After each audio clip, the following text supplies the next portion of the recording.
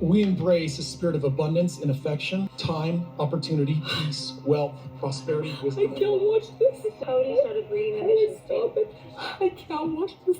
I can't watch this. I'm sorry, I need a break.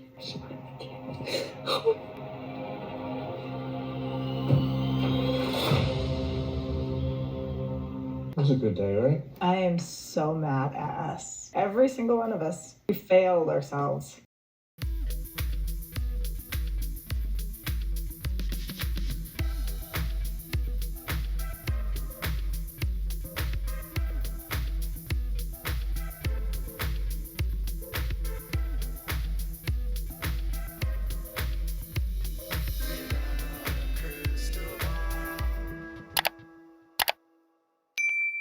Hey friends, it's Katie from Without a Crystal Ball. Welcome back to my channel. It is Wednesday, January 3rd, 2024. I hope everyone's having a wonderful day. Yesterday, we did a video about Kody Brown and his antics with yelling, screaming, having a fit during this talk back, and look back at the episodes. And today, what we're going to do is talk about Robyn Brown storming off set and refusing to answer questions because of a clip of the commitment ceremony the family did many seasons ago, which was clearly staged for the show, but still, she was so upset.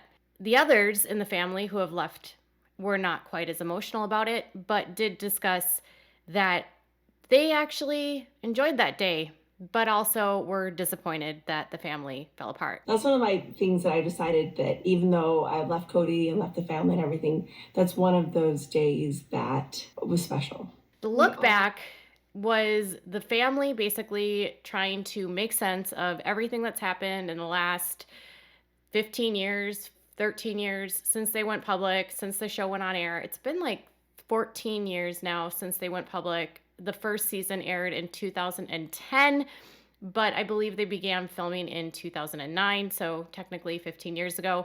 And obviously in 15 years, a lot can change. And the family was once pretending that polygamy worked, and that was all a lie from the very beginning. The members of the family won't say that it's a lie, but that's just my opinion, is that this was a lot of affront of the wives believing things were great because they were indoctrinated, believing that this was the right way to live because they were indoctrinated. But over time, as they got exposed to more of a worldview, a broader worldview, and they moved out of Utah and were able to like interact more in the real world, I think that helped open up a lot of their points of view about if plural marriage is right for them. They were also able to get insight into Kody and Robyn's relationship. It also gave them a window into looking at each other's relationships and how they treated each other on camera. And I think all of that played a part in this family falling apart. We all know that reality television is anything but healthy for families. So these lookbacks were actually filmed in the fall. Kind of have a feeling that this might have happened this way because Christine and David's wedding was filmed in October, and I believe they planned to do a wedding special and they needed to put in something between the end of the season and the wedding special. So they added these filler and likely only took a couple days of filming for them to do this and wouldn't have taken it entirely too long for them to edit. So let's dive into the topic of Robyn storms off set and the family looks back at their demise. So before we get started, make sure to give this video a thumbs up, make sure to subscribe to my channel if you haven't subscribed, and click on the bell so you never miss a video. Sorry about that. You okay? Not really, but I just can't watch any more of it. It's just too hard to look at this beautiful thing that we did through my present reality. I just can't do it. Sorry. So the next one is clip 12. Okay. Yeah, they're good memories, but now I sit here and wonder if they were real. I have a hard time with Robyn, and I'm not even trying to be cynical or even rude or even anything.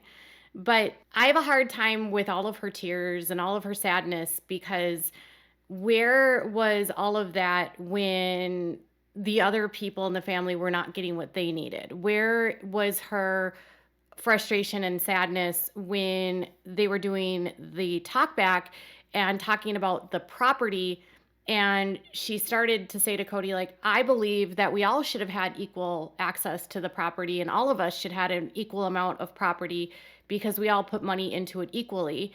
And then Kody says, yes, but not everyone wants to share. Not everyone's going to be as equitable about things. And she's like, yes, but I understand that now. I didn't understand that then. So she'll so easily go along with Kody's narrative of Meri is selfish, Meri doesn't want to share, and Meri is this evil person. Same thing when in the talk back, she and Kody were talking about his love for the wives, and she said to him, was it okay for me to dispute you about you being in love with your wives? And Kody said, well, I told you on our honeymoon that I knew all of these things about Meri and I loved her and blah, blah, blah. But I didn't realize that I was just reacting to a bad situation with her. And she's like, but you thought you were in love. And she's okay with him bad-mouthing Meri. She's okay with him taking things away from Meri. I just wonder if she had those same things taken away from her, if she would still be looking back and having a hissy fit. Because I think a lot for me and maybe for other viewers is that while you were getting all of these special gifts and Tiffany bracelets and Tiffany earrings and expensive rings and jewelry and a home and all of this art and filling your house with all of these knickknacks that were super expensive, and your kids were seeing Kody every single day and the other kids were not seeing their dad, where was your compassion and empathy for them? Were you thinking about their heartbreak? Are you thinking about what they lost and not what you lost? Because plural marriage is the way it is, they don't know how to empathize with each other because they're all competing. So Robyn acting like all of it was fake is just hilarious to me, because you're the one that participated in this quote unquote fakeness from the beginning. It's just, I have a hard time with her, and I don't know if anyone else does. Let me know what your thoughts are. I worry that it changes the dynamic. As long as Meri never behaves any differently, and as long as Robyn never behaves any differently, nothing will change. As long as you don't behave any differently. I won't behave any differently. And not that it really means that much, but it does hold sway in the distribution of assets if something were to happen to Kody. I mean, all these things. One thing I will say about Meri is she's always very honorable and she's very loyal. I'm not saying Robyn isn't, but I hadn't known Robyn for that many years. Janelle finally addresses the comments that she made about when Kody decided to divorce Meri and then marry Robyn, and her concerns about Kody riding off into the sunset with Robyn and not holding up his side of the bargain with the family. And she reveals in the talk back in the look back that a lot of it had to do with the fact that she knew Meri was trustworthy, and that even if she might not always get along with Meri, she knew that Meri would never be the type of person to not be fair in the distribution of assets, not be fair in making sure that everyone gets a part of their estate or whatever it is that they're working on. She never doubted that Meri was loyal, not only to like Kody, but also to the family, making sure that everyone was taken care of. And I will say that as far as I can tell, Meri seems to be the kind of person that doesn't want to scam other people, doesn't want to, be better than anyone else in the family. What Janelle isn't saying here is, she said, I'm not saying that Robyn isn't honorable, I just didn't know her yet. I think what she's leaving out here is that she was aware of Robyn's spending, was aware of Robyn's debt when she came into the family, was aware of Robyn's problem with shopping. And if your legal wife is now someone that has full access to all of the income and is going to be on joint bank accounts and on joint properties, if that new woman was used to the money and likes the access to the money, there would be a concern about if money would be spent correctly, if everything would be distributed evenly, if the family would end up with equitable division of assets. And look where we are today. They don't have equitable division of assets because Robyn and Kody are together. And Janelle still doesn't have her piece of property with Coyote Pass. And Meri still is tied to the property at Coyote Pass because Robyn and Kody spent all of the money of the family, all of it. And they bought houses and trinkets and cars and all of these things, whereas the rest of the family was not as spoiled. None of them are destitute by any means. None of them are living hand to mouth at this point. They're all on reality television. They're all making a decent living at this point. But it's not a fair distribution of assets, and it never has been. And she's just not saying that Robyn was greedy, and she was worried about that.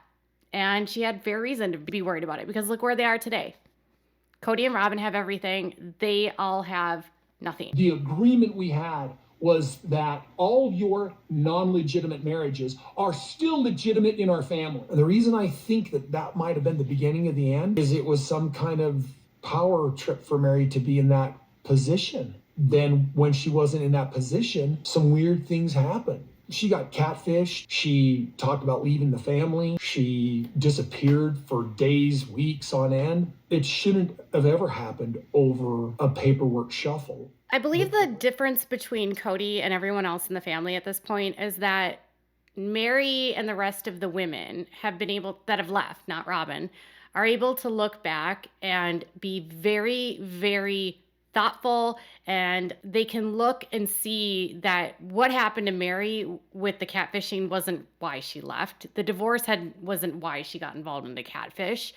I mean, in the tell-all, Meri says even before Robyn's there, or when Robyn first joins the family, he's melting down her rings and saying that he doesn't want her to have any claim on him. So he is dissolving their marriage in 2009, 2010. And that'll never be addressed by Kody on the show. It'll never be him saying, well, I actually was abandoning her and not treating her well and blah, blah, blah, blah. It had nothing to do with the fact that, she was my legal wife. And he has no compassion or empathy for the fact that he has been married. He knows what it means to be married. He knows what it's like to have a legal marriage. He's not the one that has to go without a legal marriage. He's not the one whose life will change dramatically without a legal marriage. She loses access to all of the property, all of their holdings, everything with that divorce. Kody still gets to have all of everything. And then it's just transferred over to Robyn. And he thinks that it's some sort of high horse that she's on. No. Anyone that takes legal marriage seriously, like the majority of us in the world that are monogamists, know that there is something incredibly different about being married legally versus not. You can say in our family, yes, but in your family is only in your family. It's not worth anything more than the promises that you make. And it's already clear to most viewers that Kody wasn't willing to keep any of his promises. Once he got a little bit of fame and a girl that he felt was the antithesis of everything he ever wanted in life, his diesel jeans model. So for Kody to act like Meri somehow did all of this after the divorce, no. And then for him to act like it was just a paperwork shuffle, come on, no. If it was just a paperwork shuffle, he would have just remarried Meri after the divorce, after the adoption went through. There would be no reason for them, Kody and Robyn, to stay legally married after that point. If it was only for the kids, then it only should have been for the adoption purposes, and then he could have divorced Robyn and he could have married someone else in the family, but he didn't. It was because he wanted to be married to Robyn and he didn't want to be married to Meri, and that's it. But what do I know? I didn't really believe that she wanted the family anymore. She talked about that she wanted the family. I see a lot of proof that she wanted the family. So I doubted her sincerity during this conversation. I don't have any incidents where I was purposely trying to hurt anybody or trying to get Kody to do something more for me than anyone else. I know what my intentions were and are still. What they were doing is was revisiting the conversation that they all had back at, I think, that Fat Olive's restaurant, and they talked about the principle and if they wanted to do plural marriage and why did they get into plural marriage. And that's when Kody was like, I don't want to be an advocate for plural marriage anymore. And then Robyn makes it about her and says, does everyone blame me for what's happened in the family? They all say no, right, at that time. And all Christine says is that I doubted her sincerity. I doubted her desire for a family. I didn't really believe the crying. I didn't think she wanted one family at that point. And by this time, Christine says that she was already out of the religion.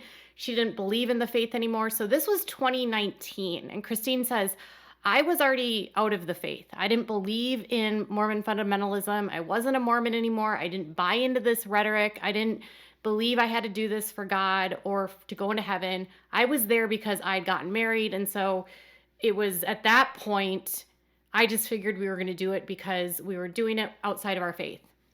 And Robyn's like, there's never one thing I've done ever to this family that is asking for more than what anyone else is. And I would actually disagree with her, because Christine and Janelle never became legal wives. And yes, all of their children were with Kody, right? So he didn't have to adopt them. But Kody didn't have to adopt Robyn's kids either. He didn't. They had a dad in Montana that loved them. They had a dad in Montana that was willing to be their father, that fought tooth and nail and fought against the adoption hard because he didn't want to give up custody. He still regrets it to this day. He still wishes he had a relationship with those kids. And he didn't have the money. He didn't have TLC's legal. He didn't have a propaganda machine pushing a narrative about him on a television show. He was backed into a corner. They shoved all this debt in his face and said, you need to pay for a ATV accident that Kody caused. You need to pay for those medical bills, even though Kody caused it and was negligent, whatever. Or wouldn't tell Preston what happened. And Robyn and Kody are getting pushed back from Preston about that. Preston doesn't want the kids on the show. Preston wants the kids to be able to have a normal life. He is the obstacle that Kody and Robyn have in place for the show. And so she did ask for something different. She asked to be a legal wife, and she used the kids as a vehicle to get what she wanted. She said very early on in the family, she did not want to be treated the way her mom was treated as a plural wife. She did not want to be discarded and be the second wife and forgotten about. She did not want to be destitute and not have access to income and not have access to child support or alimony or whatever it was. And as soon as she got that legal marriage, she started wielding that legal marriage in Kody's face constantly and saying things like, if you don't do this, I'll divorce you and take everything that you have. The two of them, Kody and Robyn, they might pretend they love each other, but they're both using each other. And they both threaten to sue each other and divorce each other a lot. They both are constantly throwing things up in the air like, if you don't do this, I won't do this. And that's the nature of their relationship. Bow down to me. And Christina said that Robyn manipulates his emotions, and I would agree. Kody flat out didn't have to adopt the kids and didn't have to divorce Meri and didn't have to marry Robyn. So Robyn did get something different right there. She did get special privileges. So she can just go away with that lie. They look back at the rest of the conversation and the evolution of Kody's changes, but I think you can actually pinpoint the demise of the family the day that Meri signs the dotted line on the divorce decree and the day that Robyn became the legal wife of Kody. It was at that point the two of them were connected legally. They were adopted their children. They became a family of their own. Kody started referring to her and her kids as his family, and he couldn't be away from his family. And he changed the way that he managed the family, and she got the security that she wanted and the money that she needed. And Janelle might not say that I don't trust Robyn because of her spending. I don't trust Robyn because she is not good with money. I don't trust Robyn because I don't believe I'm going to get my fair share. But I don't know her that well yet. I wasn't sure about this marriage being equitable after Kody signed off with Meri. And I think that ultimately ends up creating the end of the family. Kody got his out. Kody got his wife that he wanted. Kody got the family that he wanted. Kody didn't have to deal with it anymore. But then he had a show to maintain. And they all lost their religion. All of them. Unless Janelle is telling the truth and really still believes in plural marriage, she might, and she might be the only one. Meri still defends it a little bit, but I don't foresee Meri ever going back to polygamy. She said she will never be a polygamist again. She'll never be a plural wife again. She wants to date. She wants to find someone new. Janelle says she would join a plural family, but it's unlikely that it'll happen at this point in her age, in her life. So really, they've just lost their religion, and they were going to stay plural families, but Kody didn't want to have to put the work in. And once he lost his religion, didn't have to anymore, because he got the wife he wanted and he got the family he needed. And the rest was just collateral damage. And that's where we are today. Christine blames Robyn for manipulating Kody. Janelle puts it on Kody for not managing the family. And Meri blames Kody for not being equitable in his time and abandoning the rest of the family because it was easier for him to be with Robyn. So tell me what your thoughts are about storming off and being called greedy and not wanting to deal with the repercussions of Robyn in the comments below. Bye, guys.